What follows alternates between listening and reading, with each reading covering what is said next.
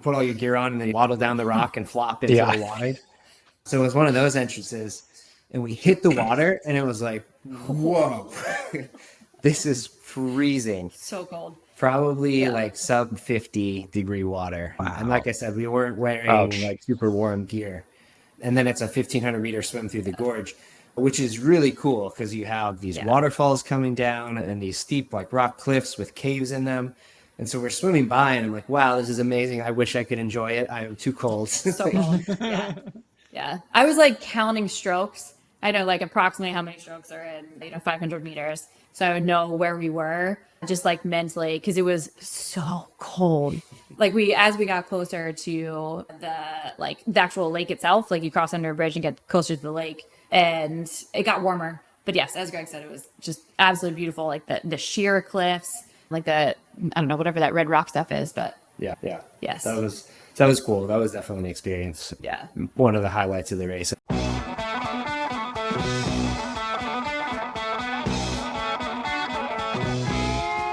Welcome to the Low Tide Boyz, a Swimrun Podcast. I'm Chip. I'm Chris, and this is episode 280 of the show.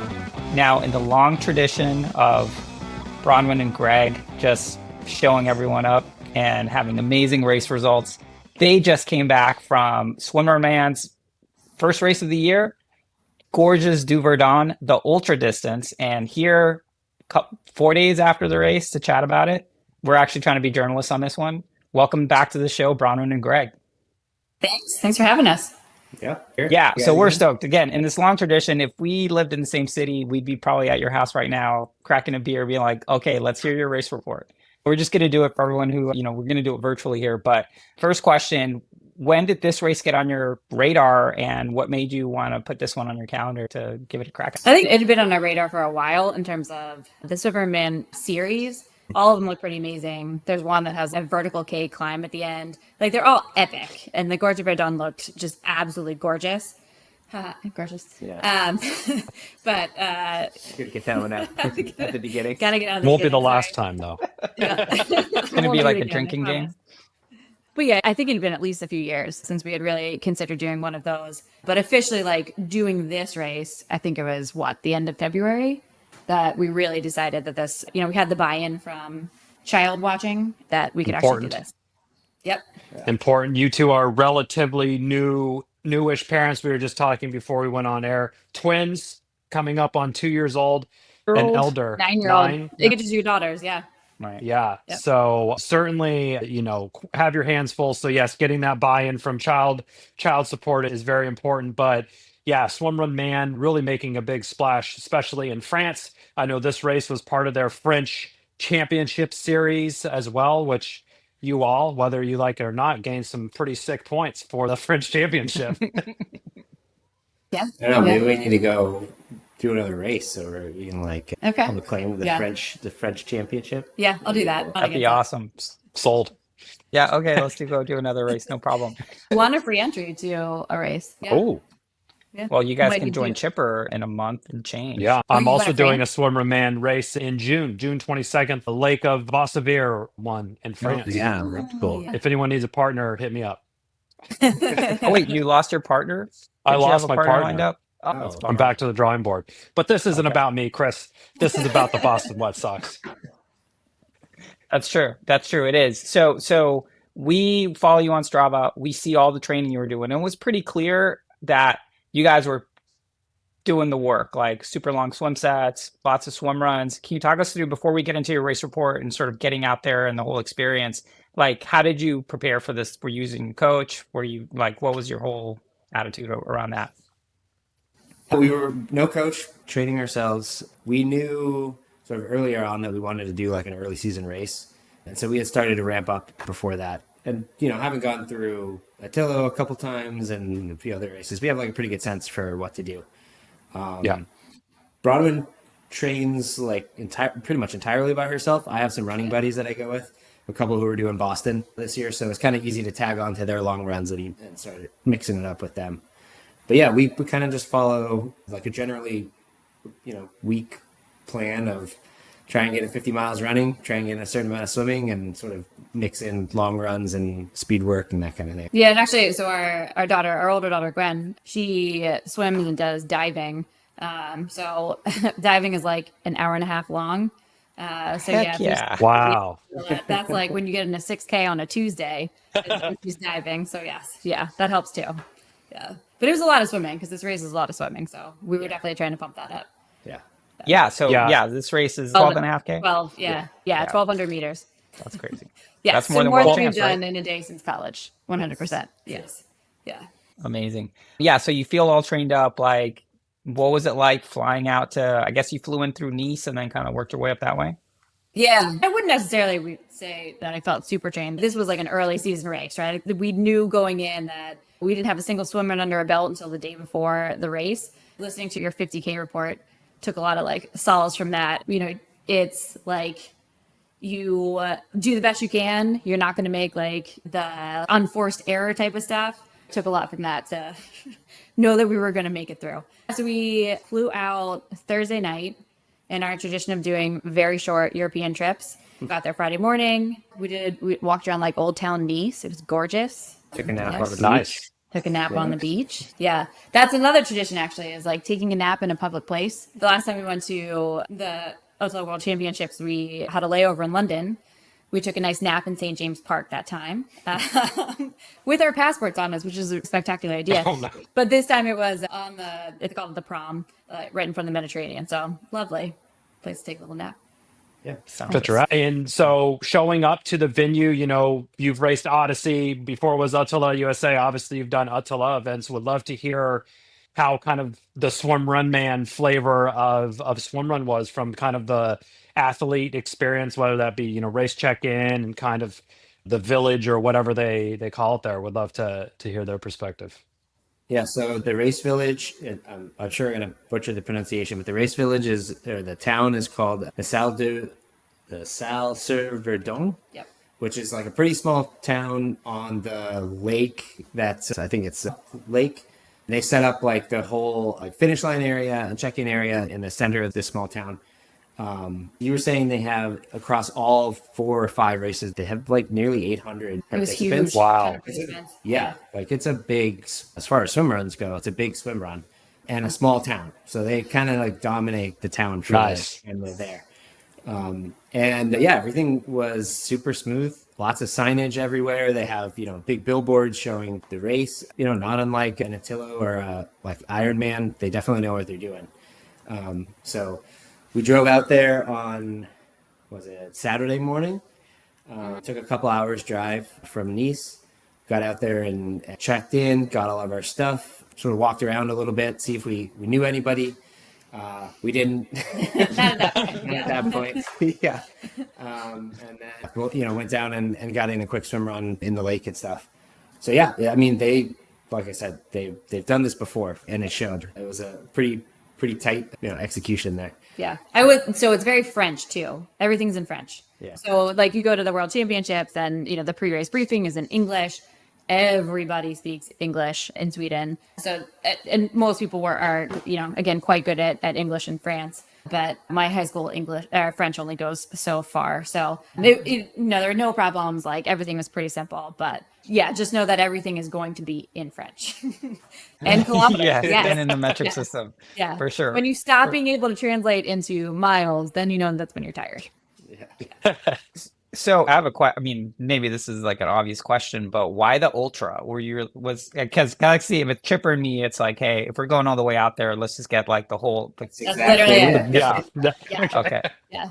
At one point, I think Greg like had a very minor like calf twinge or something like that, and I was like, you know, we can always like if it's not working out, we can transfer into the half or something like that. He was like, we are not going to France and doing the half. We are going to France and we're doing the ultra. So yes, makes sense. I mean, that logic checks out. You know, I don't know what else to say. Yeah. We approve. It's a long way to go. We're going to race. Yeah, we're going to have a good one.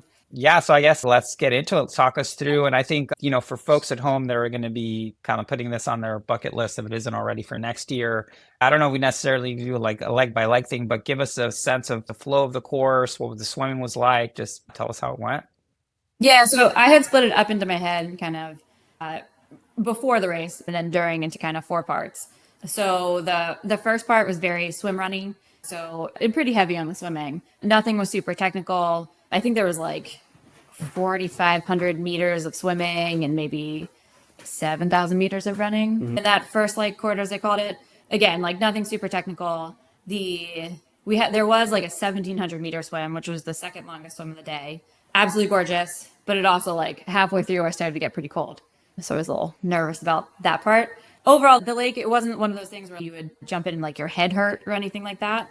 But it was definitely probably low 60s. Yeah. Yeah. It was definitely a lot of cool swims. And in the beginning there, the first 2 runs were not very long. So jumping into like a 1,700 meter swim, it got a little chilly there. And so, yeah, that first part, smooth. It's like most of the running was on sort of rocky, gravelly trails. And pretty flat too. Yeah. Pretty flat. We hadn't started going up at that point.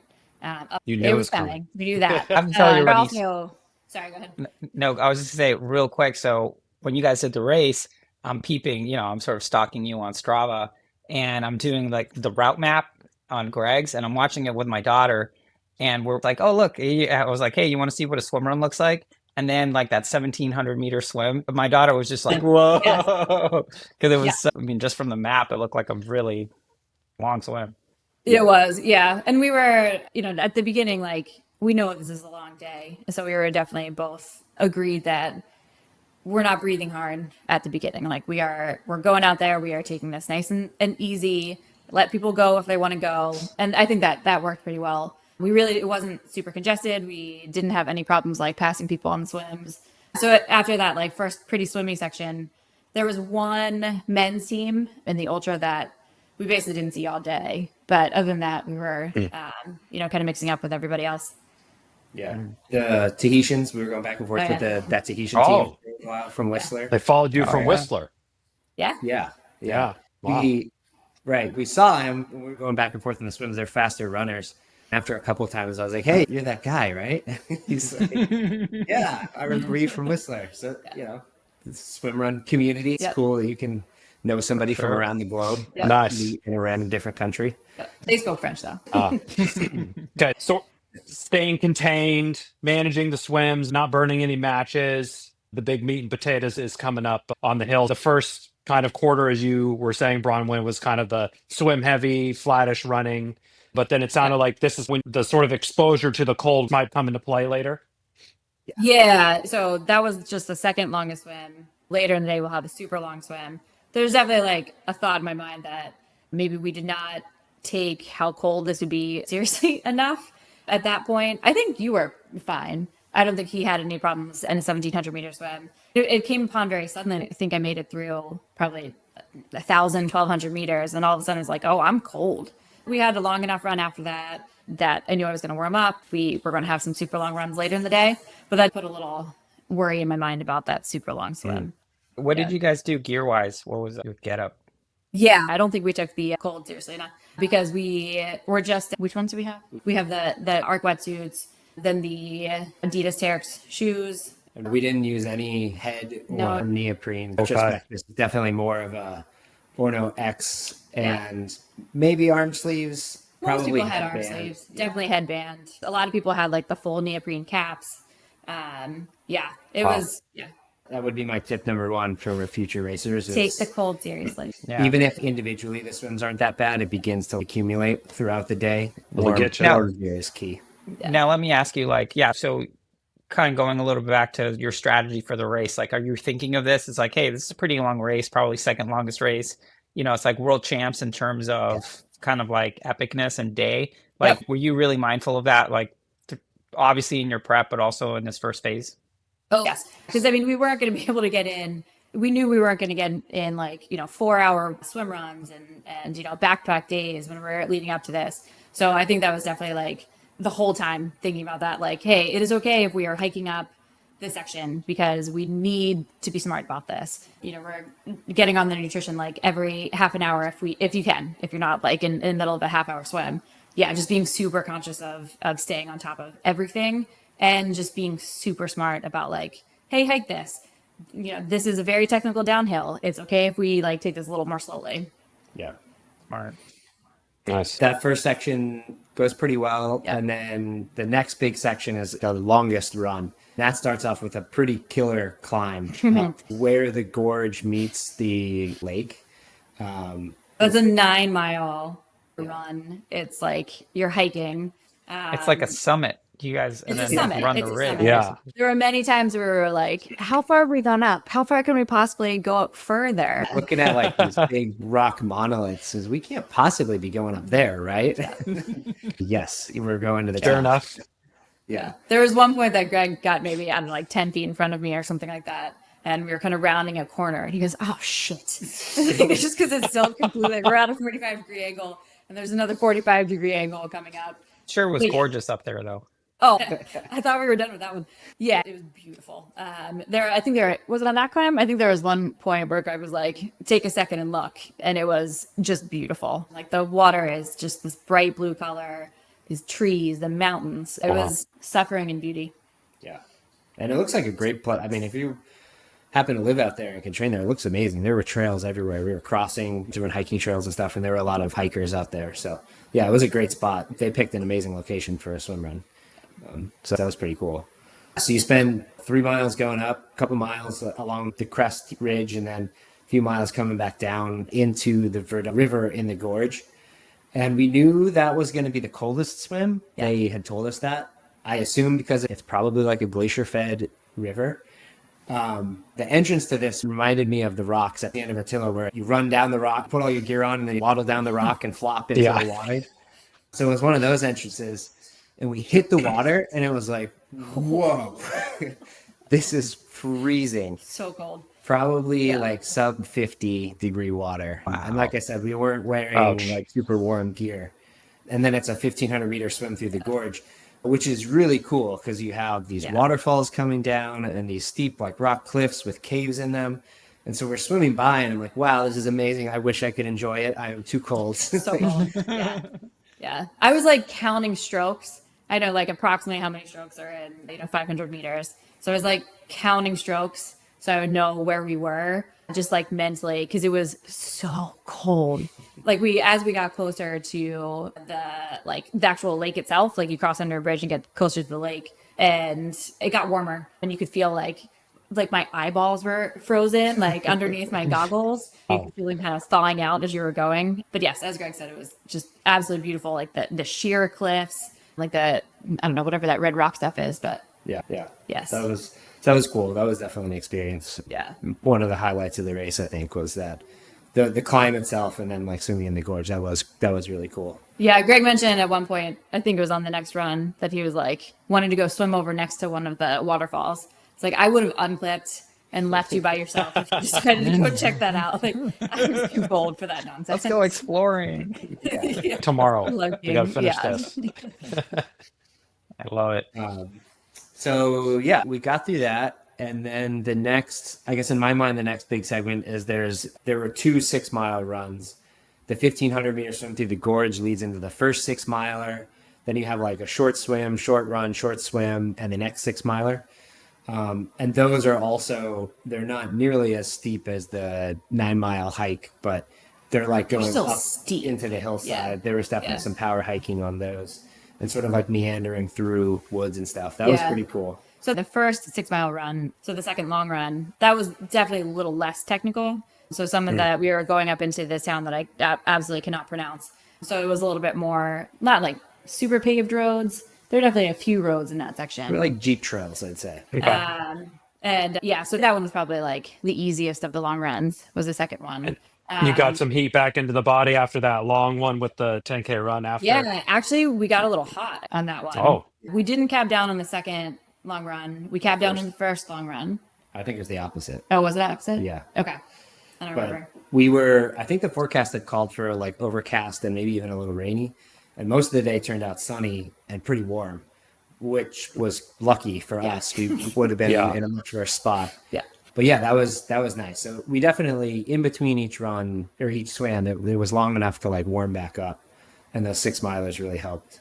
I don't remember if it was the first or the second one, but at some point we ended up like running through this, big, like 8-foot diameter, like drainage pipe. Whoa. Like 6 miler. Yes. That was pretty cool. So definitely like a very diverse set of terrain to go up. That kids in like LA would use skateboard on and stuff like. Yeah, it's a Tony Hawk Pro Skater, probably.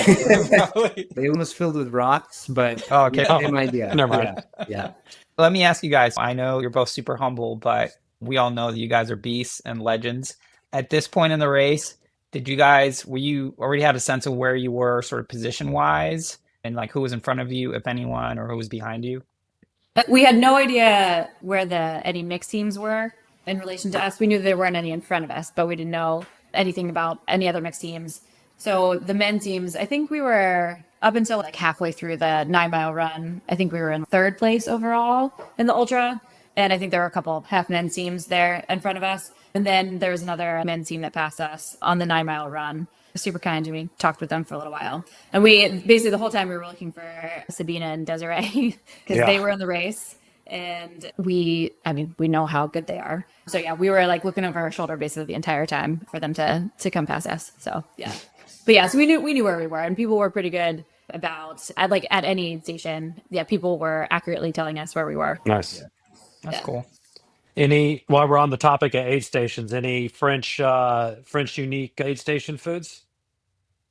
I was really into the apricots. They had dried apricots at the aid stations. And I don't know why, but those were like, they had a bunch of stuff. They had like chips. They had like little broken up chocolate bars. They had bananas. But yeah, that was the only thing that was like, oh, that sounds good. I'll have some apricots. So yeah, I was taking like 5 or 6 dried apricots at every aid station, and yeah, nice. Those worked. The aid stations were consistent, which was nice. They had Coke, water, lemonade, which maybe had some electrolytes in it. I wasn't sure if it was just regular lemonade. And then, like Bronwyn said, a variety of foods. And pretty much everyone was the same, which makes it nice when you're coming in, you know what you're like looking for.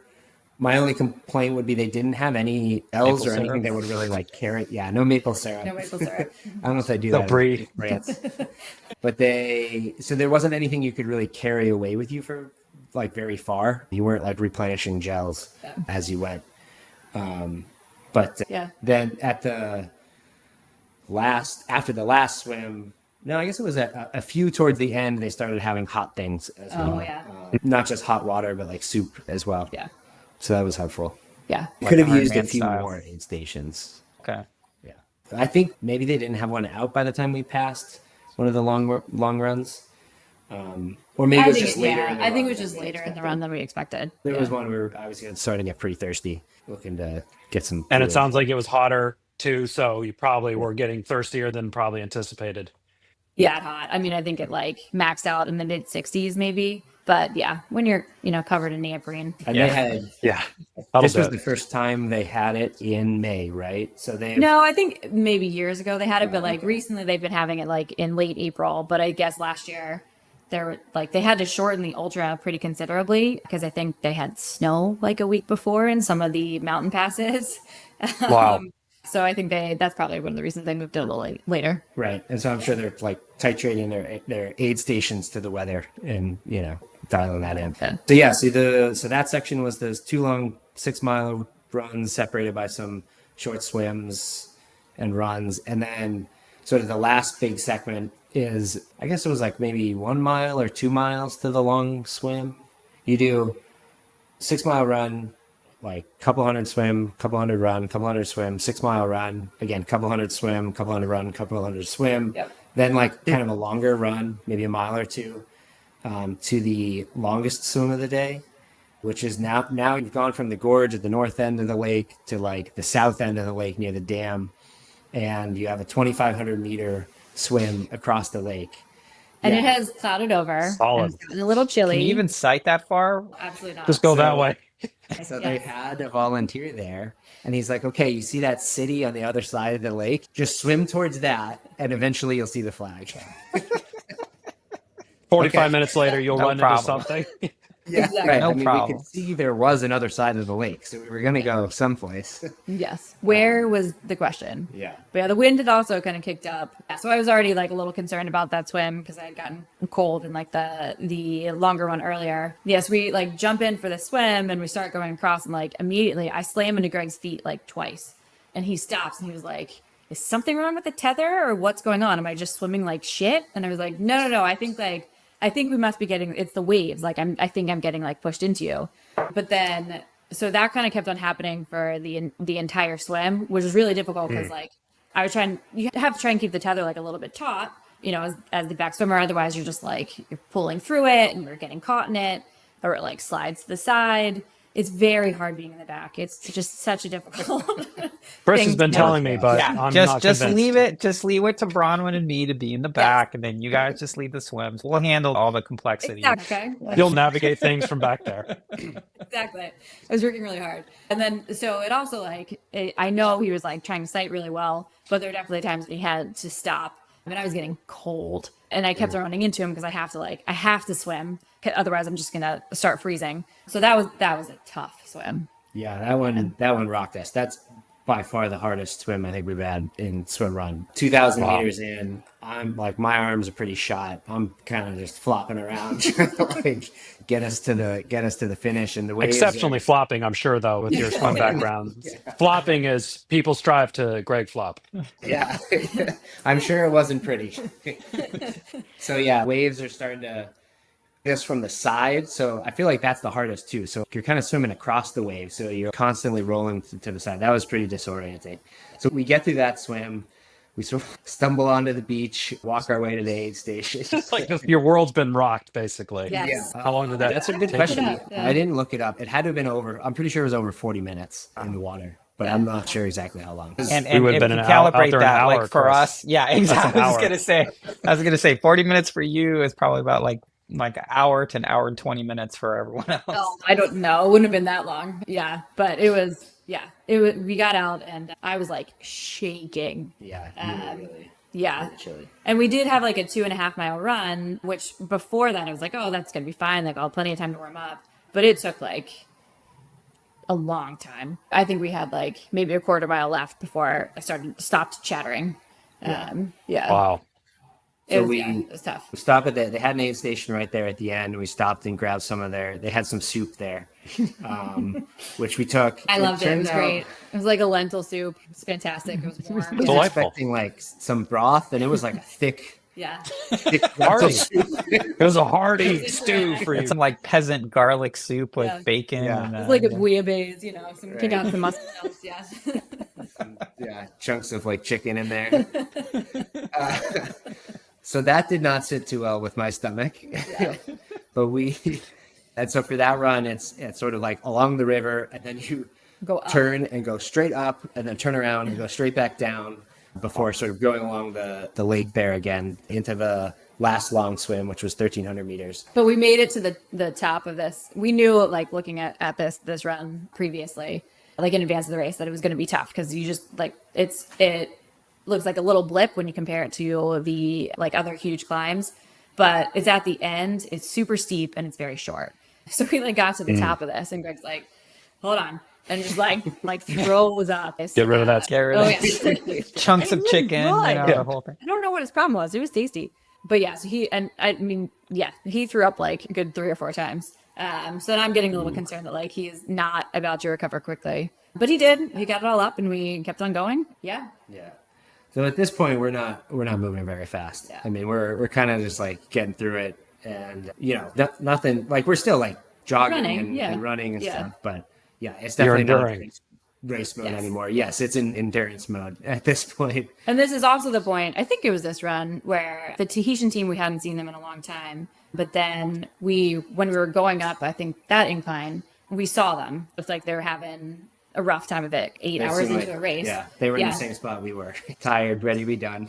And then I think we passed them on the uphill or somewhere around there. And then we got to the downhill. They just went like, shoot, like right down. So we're like, okay, never mind. We're not going to see them again.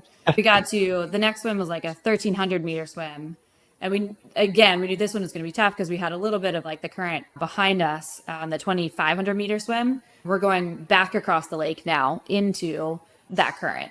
And I think I was nice, but like at the beginning of it, Greg is standing there like, I don't want to do this. I was like, I don't think I said like, just fucking go or anything like that, but I think I was polite. But yeah, that was the gist of it. It was like, this is not going to get any better. let's go. And actually, we came upon the Tahitian team on the beach there, and they were like, where are we going?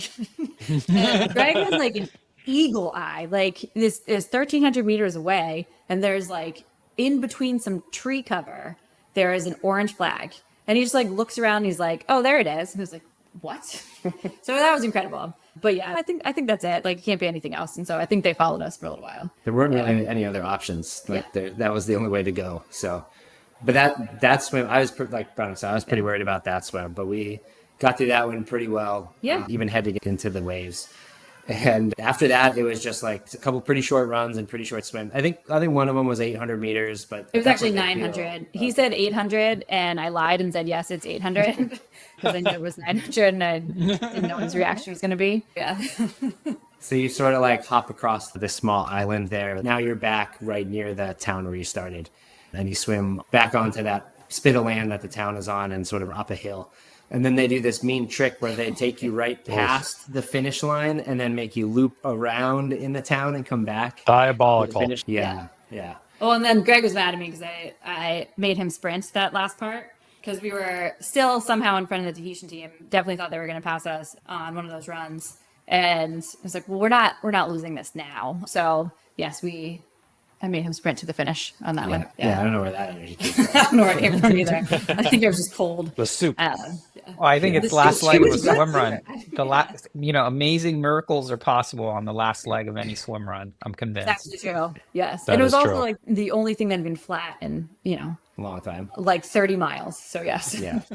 So you crossed the finish line. What was, obviously exhilarated, tired, satisfied. Like, what were the vibes at the finish line for you guys?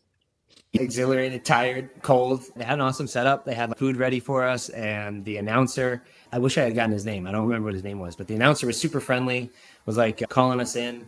Asked us if we could speak in French. Sure, but Greg was like, I can't even speak English right now. So yeah. They did. Les Boston's Wetsox. I got it. Yeah. The loop that they took us around took us past this bar that had a pretty big patio. So that was pretty cool because a bunch of the other teams who had already finished were out there cheering for everybody. So nice. Alexis Cherrier was out there. The Valence swim runners out of the UK were there. That's the last time, right? Valence? Yeah, something like that, yeah. So it was pretty cool. Lots of cheering and everything. Finished up, and they asked us to stick around for a little bit because the men's teams had finished.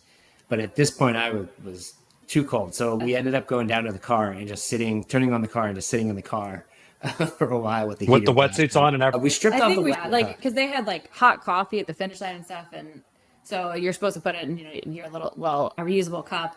And I was like shaking so violently that I just spilled coffee all over myself. So I was like, we need to go warm up a little bit.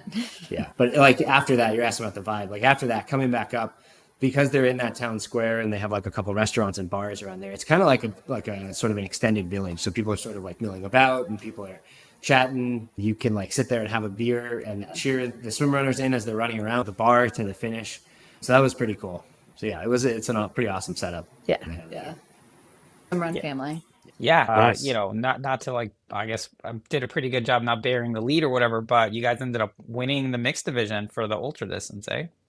Yeah, we were super happy about that. I think we were like probably a little bit more excited about the third place overall. That was definitely not something I think we had expected going into it. So yeah, we were really happy about that. Yeah, and there were some pretty solid teams out there. Desi and Sabby, of course, and Tom Brault, I think is his last name, and his partner were really fast. So we were pretty happy of the place and the time. But I think like overall, it was a long race. It was not a 9.5 hour swim run, which is almost an hour longer than our last world championship. So talking about like training, I don't know that we were like top shape, but pretty happy that we were able to bang out such a long swim run at the beginning of the season. And I feel like that sets us up nicely for sort of this summer build headed into September. That's awesome. Nice. Yeah. And, for everyone let's do some sponsored content for Swimmerman here a little bit. Like, would you recommend this race? Would you just like, hey, Americans, like come over, do this thing? Absolutely. Yeah. I would recommend doing these a little earlier than we did. So as we were saying before, I think 800 people signed up for this race because there are so many distances. And I don't think I booked a hotel until like 3 weeks before or something like that. So like, it's a small town. Everything in the town is completely booked. But like the vibe, the place, like everything about it, the organization was absolutely amazing. My one critique is that they could use some strobe lights on some of the swims. But other than that, yeah, amazing. And everyone was just so psyched to be there and like psyched to be competing. Everybody was smiling. Everybody was happy. Even, 8.5 hours into this absolutely epic race, chatting with people on this like huge climb. I mean, we've all drank the Kool-Aid. Yeah. It was amazing. Awesome. Would do again. I think we'll definitely do another Swimrunman race. Yeah. I'd love to do Lefroy. That one looks pretty awesome. Yeah. Plus the air looks pretty sweet too. So Yeah. I'll pass on a review after that one, but There'll I'm be a looking race forward report to it. after that one. That's Yeah, don't you worry yourself, Greg. So our necks aren't even that bad. yeah. I was going to ask, you guys not only are legendary swim runners, but you're also legendary wetsuit rash recipients every time. Yeah. Peeling Okay. and itchy. Oof. Pretty bad. Yeah. You like a Vaseline sponsorship or something. If we find one Would be that good. works, we'll You've tried them all. everywhere. Yeah. You guys are just two awesome swimmers. That's what we tell That's what they ourselves, but told I don't me. think that's even true. That's what they told you. It's too funny. Well, guys, we really appreciate you guys. Really, you're still in France, and we're trying to coordinate a time to record because the fans have spoken. Friend of the show, Hugh, was like, "Low Tide Boyz, you're on notice. Like, we want to hear how this race went." So Hugh, this is for you and everyone else out there. But Bronwyn and Greg, thank you guys so much. Again, legends. When the history of swimrun is written, you guys have your own chapter. And when it comes to the, U.S. swim running. So thank you guys so much for everything you do and for being, for representing. I mean, USA. Yeah, Let's well go. represent. Yeah. I think we might have been the only U.S. team there, but yeah, definitely happy to Nice. represent. And it was amazing. Definitely recommend. And we'll You be guys are- cheering you all Nice on work. at World Champs this year again. Hell yeah. Yeah, so we have Orcas coming up next. No. Nope, Casco. sorry, Casco. Not Orcas, yeah. Not our Yes. Casco coming up next. And then World Championships after that. Yeah. Yeah. And then swim run Cape Cod, right? I mean, we're going to try to roll that one. Yeah, I mean, we might be signing up the day before on that one. That Yeah. looks like. Yeah. Keep the weather forecast on Fair that enough. You're going to fly out a third time for that one? I am just doing it. One. You Going got for to it. catch that race registration in, dude. Seriously. Seriously. Nice. I'm not Well, you giving need a up on place the to race. stay or a car. Let us know. Yeah, we're here. I'll let you know. Or lobster roll. Yeah, we love those too. All right. Well, We did it. I think we're done. All right, so much. Sometimes it's a soft landing. Sometimes you just Yeah, got to it's pull the very e-brake on hard. it. That's it for this week's episode. Thanks so much for listening to the show. Make sure to subscribe wherever you listen to podcasts and leave a rating or review, since that's the best way to help other people discover the show and the sport of swim run. Check out our website, lowtideboys.com. That's boys with a Z, for swimrun resources, including gear guides, tips, how-to videos, and so much more. Make sure to check out our meme page at The Low Tide Boyz on Instagram. If you have any questions or suggestions for the show, send us a DM or email us at lowtideboys@gmail.com. We'd like to thank Writing Easy Records for our show music, and of course our wives for their support and tolerance of our swim run and other activities. Lots of activities. Lots of activities. Finally, you can support our efforts on Patreon. Until next time, get out there and go for a swim. Then a run, And then a swim, then another run, then another swim. then run some more. Just keep going. Let's go. And then stop at some point because, And fuel. Don't forget to fuel. Gotta fuel Of too. course, yes.